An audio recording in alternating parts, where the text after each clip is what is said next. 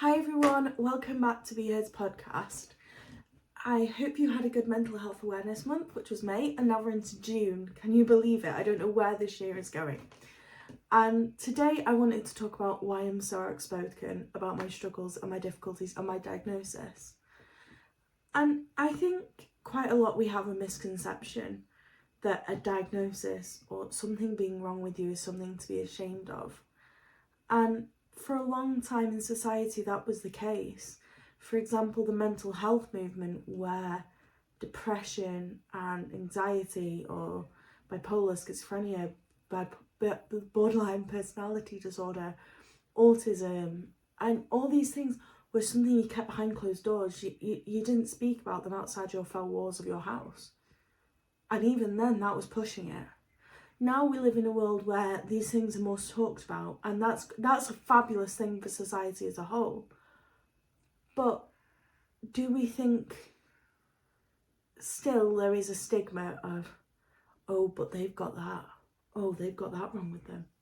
And to a level, there is that stigma still there, whether we want to believe it or not. But what's the real question is why I'm not ashamed. And I think it's a level of empowerment. So those of you who don't know, there's something called disability pride, and there is a badge. If I can find my badge, I will put it up somewhere.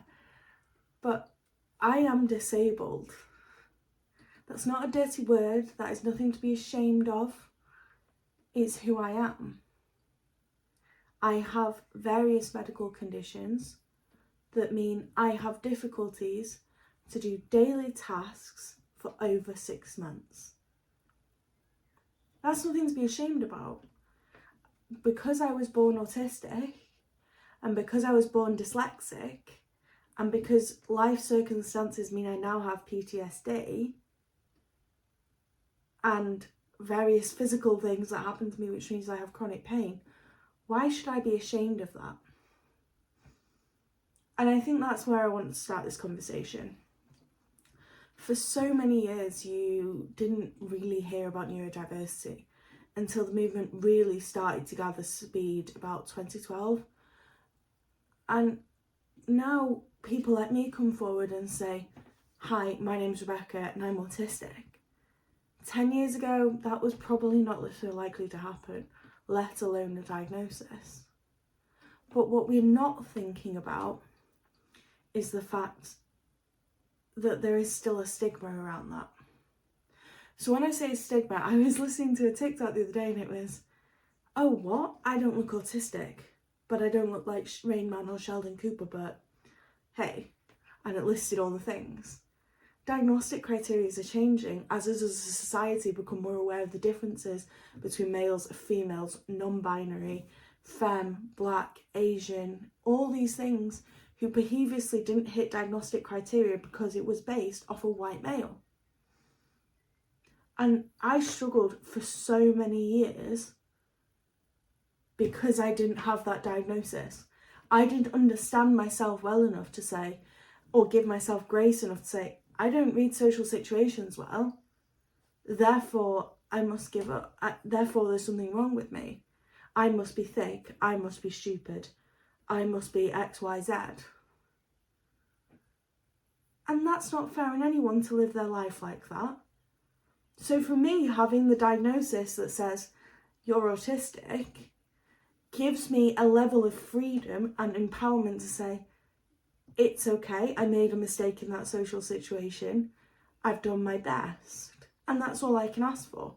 So for me, having my ASD diagnosis is actually an empowering tool, because it allows me to understand why I do certain things, and it allows the people around me to perhaps go, oh, it's okay, she's not deliberately trying to be rude here. She's trying to basically explain herself, just perhaps isn't doing it clearly enough. And the same with dyslexia. Dyslexia for a long while was considered a disability that meant someone was thick and meant someone was stupid. But that's not the case at all. A supported dyslexic can achieve anything they set their mind to. I love being dyslexic. I don't know what it's like to be any different, but I do love it. because it enables me to decode and read into information in a way that a neurotypical perhaps cannot. So no, I'm not ashamed of saying that I have a diagnosis. And this whole thing of, oh, everyone's so easy to label their children these days, quite frankly, is rubbish. Because you know what a label is? A label is something that we use to label someone else's personality. I know I said label twice, but anyway. So a label is thick, a label is stupid, a label is anything else in between. Thick, stupid, mute, noisy, bossy, stubborn, they're all labels. Autism, ADHD, dyslexia, dyspraxia, dysgraphia, apraxia, all these things, Tourette's and all these things are a different way the brain works. It's a diagnosis, it's a medical condition. So why are we labelling kids as naughty? And don't get me wrong, there are still naughty children. It happens, kids are kids. But if a kid's got a diagnosis of autism and they're having a screaming match in the middle of Tesco with a parent, it's more likely to be a meltdown. And you going, and people going, ha ha ha, that child's having a tantrum, that mum needs to get better control of her child, is so detrimental to that child and that family. But if they say, or they have a hidden disability lanyard that says I'm autistic, and we judge them for that, we're trying to put these people who have differences and disabilities in their family and trying to put them back in this box. And the activity of putting people back in that box means people think they have something to be ashamed of. And I'm the biggest advocate for saying I'm not ashamed of who I am. I am who I am. Whether you like it or not, I'm going to be here. And I'm going to stand my ground for being who I am. I am so outspoken because I know what it's like to be quiet in the corner. I am so outspoken because I know what it's like to struggle without knowing what's wrong with you. And not even what's wrong with you, what's good about you. I am so outspoken because I know what it's like to spend hours and hours and hours at night thinking, did I handle that right? Did I say the right thing? Did that person's body language really mean that? Did they change their vocal tone there? I'm not so sure. That understanding of yourself and the empowerment and the strength of saying, do you know what? I've got nothing to be ashamed of. I'm proud of who I am. Brings such a mental relief and a break from all the stigma that it is honestly so empowering. The day I decided to not be ashamed of who I am anymore was the day my life changed for the better.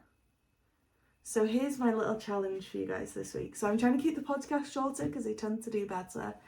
I want you to think of one person or one group of people you can be completely yourself in front of and say, my name is, and I have, and I'm not ashamed. Because most of you all know, I sign everything off, I'm neurodivergent, and I'm proud. I hope you guys have a good fortnight. I will speak to you guys soon.